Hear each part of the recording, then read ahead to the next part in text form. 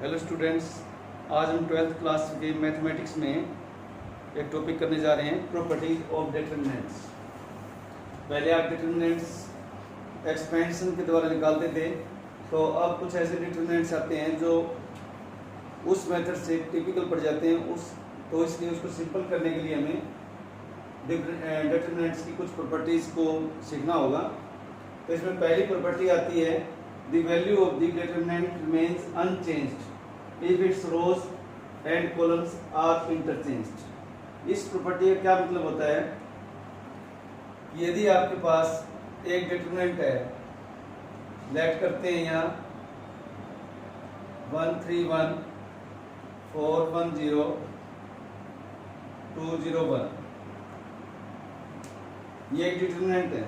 तो इसकी यदि रोज और कॉलम को हम इंटरचेंज कर दें, इंटरचेंज करने का मतलब ये है कि जो इसकी रो है वो कॉलम में बन जाए, तो डिटरमिनेंट पे क्या इफेक्ट पड़ेगा वो देखना है। जैसे अब इसका हम डिटरमिनेंट निकालेंगे, तो this row this column cancel, 1 - 0 1 -3 into this row this column cancel, 4 - 0 +1 this row this column cancel, 0 - 2। तो कैलकुलेट करेंगे तो 1 - 12 - 2 -13 आता है। तो यदि अब हम इसके रोज और कॉलम्स को इंटरचेंज करते हैं तो देखो इसके डिटरमिनेंट में कितना इफेक्ट पड़ेगा। ये रो है, इसको हम ऐसे कॉलम में बदल देते हैं, ये रो है, इसको भी कॉलम में बदल देते हैं, ये रो है, इसको भी कॉलम में बदल देते हैं। अब इसका डिटरमिनेंट कैसे निकालेंगे? This column this row cancel, 1 - 4 this column this row cancel, 3 - 0 3 +2 this row this column cancel, 0 - 1 1 - 12 +2। क्या आंसर आएगा? -2।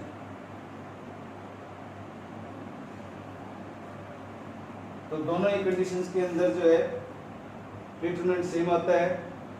तो एक ये प्रॉपर्टी है कि यदि रोज और कॉलम्स को इंटरचेंज कर देंगे तो उसके डिटरमिनेंट पे कोई इफेक्ट नहीं पड़ेगा। अब सेकंड प्रॉपर्टी है, इफ एनी टू रोज और columns of determinant are interchanged, यदि दो पैरेलल रोज या कॉलम्स को इंटरचेंज कर दें, then sign of determinant changes, तो डिटरमिनेंट के साइन में इफेक्ट पड़ जाएगा। जैसे इसी क्वेश्चन को ले लेते हैं, इसका डिटरमिनेंट -13 है। अब इसकी कोई भी दो रोज या कॉलम्स को हम इंटरचेंज करते हैं, इन दोनों रोज को इंटरचेंज कर देते हैं R1 R2 को, तो क्या इफेक्ट पड़ता है देखें, 410 131 201। इसका डिटरमिनेंट क्या निकलेगा? This cancel 3 -1 this cancel 1 - 2। ये 0 है, तो आगे इसको देखने की जरूरत नहीं है। 12 -1 +1 13। देखो ये -13 आया है, ये 13 आया है, तो दोनों में किसका डिफरेंस आ गया? माइनस का डिफरेंस आ गया। तो डिटरमिनेंट इसमें -13 था, इसमें 13 हो गया, तो डिटरमिनेंट का साइन जो है बदल गया। तो जहाँ भी आवश्यकता होगी हमें, तो इन प्रॉपर्टीज का हम यूज करते हैं। तो अब नेक्स्ट प्रॉपर्टी देखते हैं। थर्ड प्रॉपर्टी है, इफ एनी टू रोज और columns of a determinant are identical, the value of determinant is 0। तो यदि किसी भी डिटरमिनेंट के अंदर कोई दो रोज या कॉलम्स के एलिमेंट्स जो आइडेंटिकल हैं, तो डिटरमिनेंट तब भी 0 हो जाएगा। आपको एक्सपेंड करके लिखने की जरूरत नहीं है। जैसे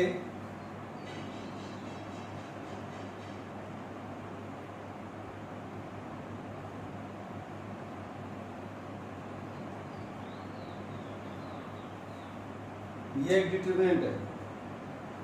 इस डिटरमिनेंट में आप देख रहे हैं कि R1 और R2 दोनों के अंदर ही एलिमेंट्स जो सेम है, आइडेंटिकल हैं, तो ऐसे डिटरमिनेंट की वैल्यू 0 हो जाती है। देखते हैं कैसे होती है। This one cancel, 4 - 3 -3, this one cancel, 2 - 1 +1, this one cancel, 6 - 4 1 - 3 +2 तो 0 है। तो ऐसे केसेस में जहां पर भी कोई भी रो या कॉलम के एलिमेंट सेम आते हैं, हम वहां ये लिख देंगे कि दिस रो या दिस कॉलम्स जो है are identical, therefore determinant equal to 0। Solve करने की जरूरत नहीं है, या उनको आइडेंटिकल बनाना पड़ेगा। और आइडेंटिकल बनाने के लिए रोज ऑपरेशन या कॉलम ऑपरेशन हम करते हैं, जो आगे हम डिस्कस करेंगे। नेक्स्ट प्रॉपर्टी है 4th। If elements in any rows और columns of determinant are 0, then value of determinant is 0। यदि किसी भी रो या कॉलम में डिटरमिनेंट के में एलिमेंट्स जो है 0 हो जाते हैं, तो वो डिटरमिनेंट भी 0 हो जाएगा। देखिए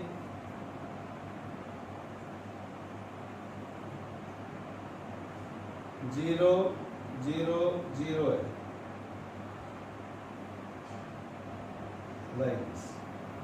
तो आप इसको चाहे रोज से एक्सपेंड करें चाहे कॉलम से एक्सपेंड करें, आंसर 0 ही आएगा।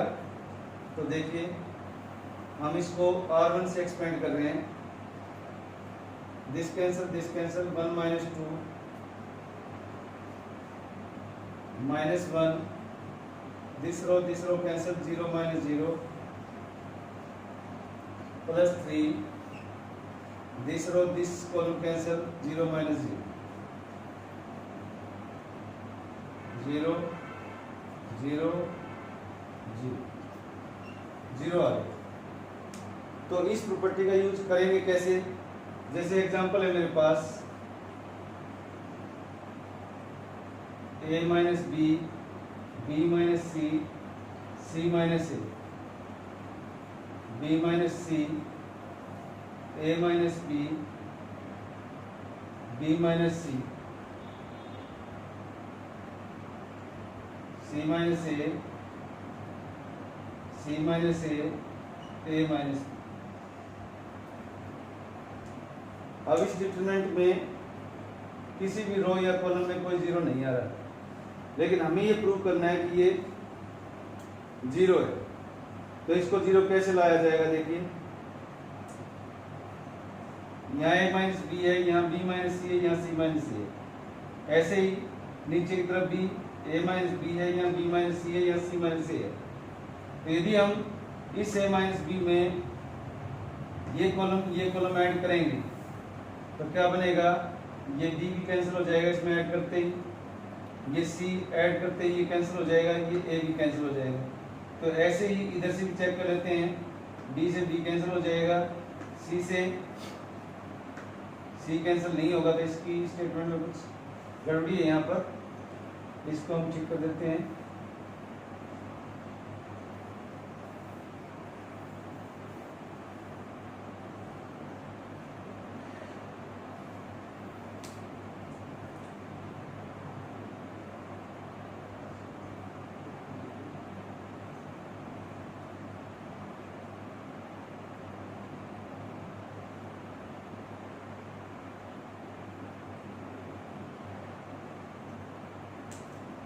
इसमें जब ऐड करेंगे तो c से c कैंसिल हो जाएगा, a से a कैंसिल हो जाएगा और b से b कैंसिल हो जाएगा। इसी तरह से a से a कैंसिल हो जाएगा, b से b कैंसिल हो जाएगा और c से c कैंसिल हो जाएगा। तो इसमें हम ये ऑपरेशन कर सकते हैं। इसमें देखिए ऑपरेट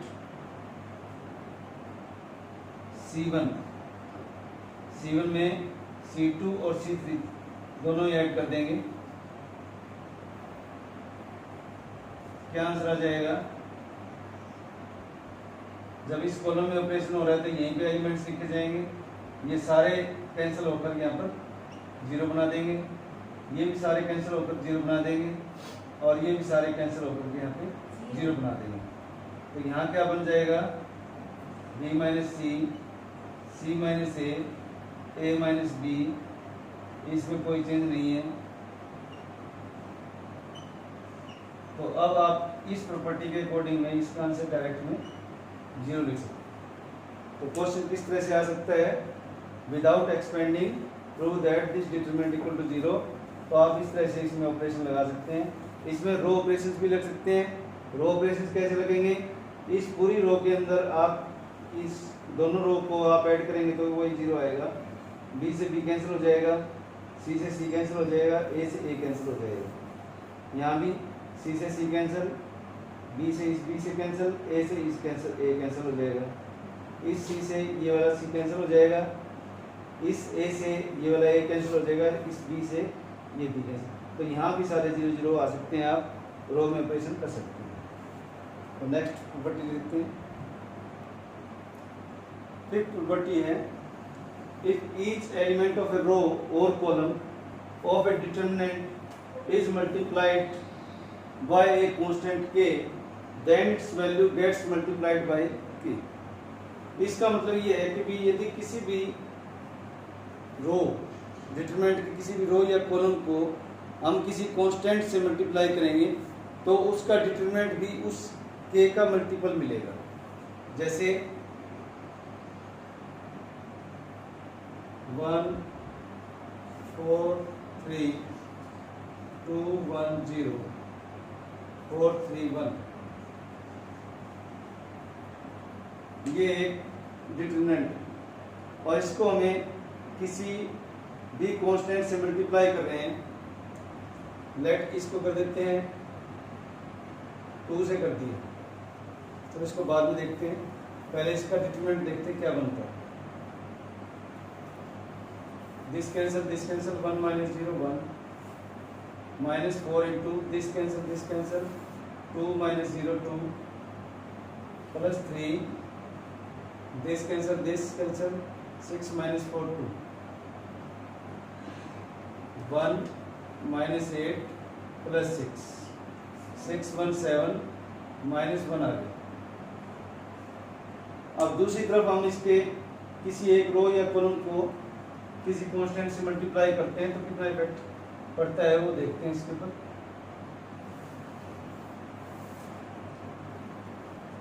इस R1 को हम 2 से मल्टीप्लाई करते हैं, यहाँ 2 आ जाएगा, यहाँ 8, यहाँ 6, यहाँ 2, यहाँ 1, यहाँ 0, यहाँ 4, यहाँ 3, यहाँ 1। अब इसके डिटरमिनेंट के ऊपर क्या इफेक्ट आएगा, 2 into this cancel 1 minus 8, this cancel 2 plus 6, this cancel 2, so 2 minus 16 plus 12 to 14 minus 2 आ गया। तो आप देख सकते हैं यहाँ पर जो पहले वाला डिटरमिनेंट था उसका आंसर -1 आ गया, और जो डिटरमिनेंट जिस डिटरमिनेंट में हमने एक रो को 2 से मल्टीप्लाई किया तो वो -2 आया। तो कहने का अर्थ ये है कि ये डिटरमिनेंट जो है इसके 2 मल्टीपल के बराबर है। तो इसके जो डिटरमिनेंट है वो हमने k कांस्टेंट से मल्टीप्लाई किया, k कांस्टेंट का मतलब यहाँ 2 से मल्टीप्लाई किया, और ये आपका सिंपल ओरिजिनल वाला था, तो ओरिजिनल वाला उसके डबल के इक्वल हुआ। तो ये प्रॉपर्टी हम यहाँ पे लगा सकते हैं। नेक्स्ट है, इफ सम और ऑल एलिमेंट्स ए रो और column of a determinant are expressed as sum of 2 or more terms, then the determinant can be expressed as sum of 2 or more determinants। देखिए, जैसे determinant हमारे पास है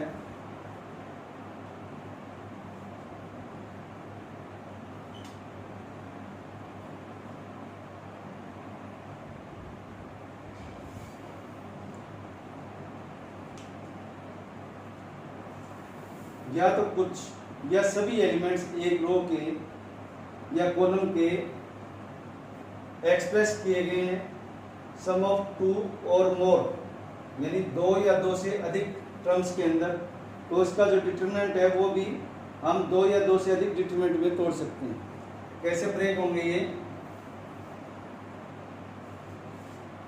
1 4 2 2 1 1 3 0 0।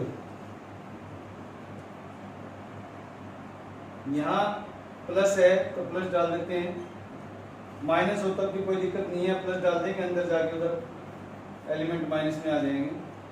तो अब आ गया lambda 4 और 2, फिर अगेन लैम्डा 1 1, फिर अगेन लैम्डा 0 0। कहने का अर्थ ये है कि इस तरह से यदि एक्सप्रेस किया हुआ है कोई डिटरमिनेंट, तो हम उसको अपनी टिपिकल जो सिचुएशन है उसको इजी करने के लिए इस तरह से दो डिटरमिनेंट के अंदर ब्रेक कर सकते हैं। तो इसका आंसर और इसका आंसर दोनों का सेम आएगा। तो ये प्रॉपर्टी भी हम यूज करेंगे। अब नेक्स्ट प्रॉपर्टी देखते हैं।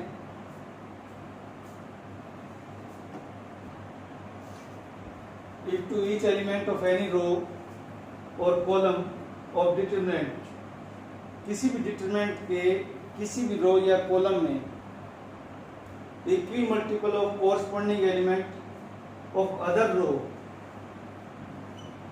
और column are added, then the value of determinant remain the same. किसी दूसरी रो या कॉलम के कोरस्पॉन्डिंग एलिमेंट को किसी मल्टीपल से मल्टीप्लाई करके हम ऐड करते हैं तो डिटरमिनेंट पे पर कोई भी इफेक्ट नहीं पड़ेगा। देखिए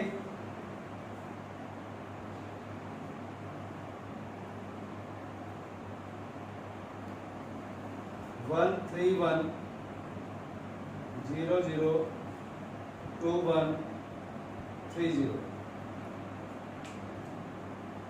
हमें कुछ जरूरत पड़ रही है कि इस रो को इस कॉलम के अंदर 2 से मल्टीप्लाई करके ऐड करना, मतलब कि R1 में ऑपरेट करने जा रहे हैं R1 प्लस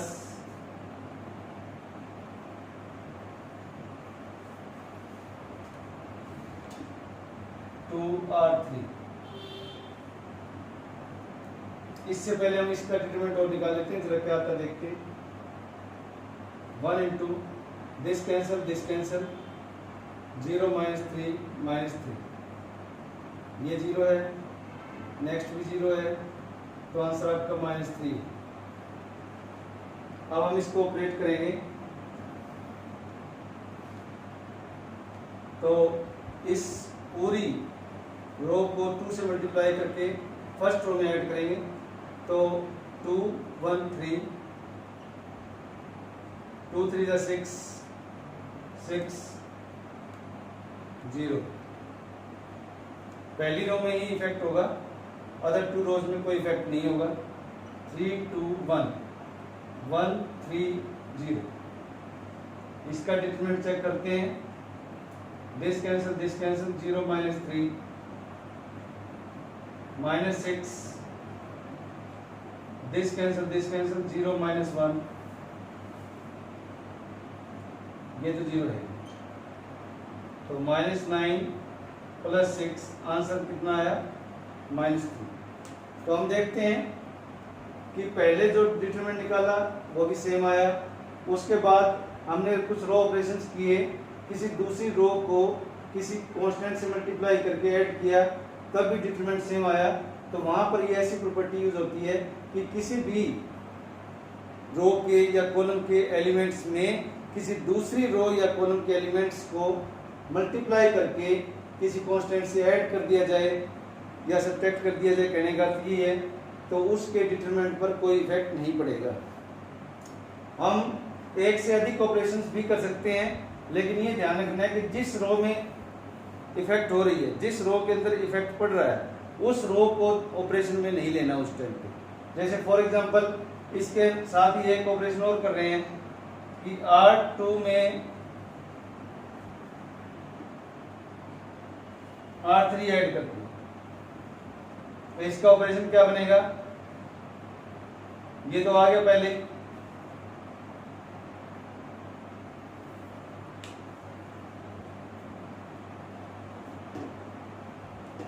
एक साथ दो ऑपरेशन करके देखते हैं।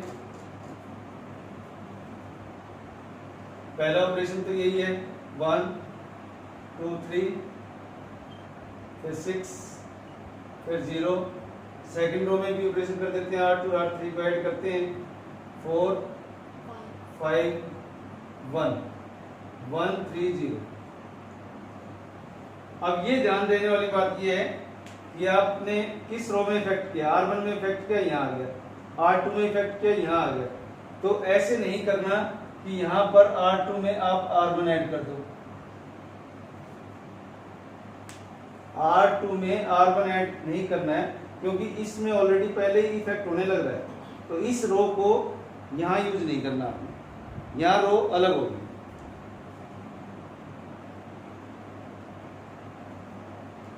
क्या बनता है, दिस कैंसल -3 -6, दिस कैंसल 0 -1 और +0। अब भी सेम। तो आप देख सकते हैं मैंने एक से अधिक ऑपरेशन भी लगाए, तब भी आपका जो ट्रीटमेंट है वो सेम है। ये सिर्फ समझाने के लिए था, ऐसे क्वेश्चन में ऑपरेशन 1 भी लग सकते हैं, 2 भी लग सकते हैं। तो आपने यहाँ सीखे, मैंने 7 तरह के प्रॉपर्टीज ऑफ डिटरमिनेंट सिखाई हैं। इन प्रॉपर्टीज ऑफ डिटरमिनेंट के बेस है हमारी 4.2 एक्सरसाइज जो है, जो वेरी इंपॉर्टेंट एक्सरसाइज है। तो आप पहले इन प्रॉपर्टीज को रिवाइज करेंगे, नोट करेंगे, तब हम इसके आगे एक्सरसाइज शुरू करेंगे। यदि आपको ये प्रॉपर्टीज पसंद आई हो तो आप मेरे चैनल को सब्सक्राइब करें। Thanks, that's all for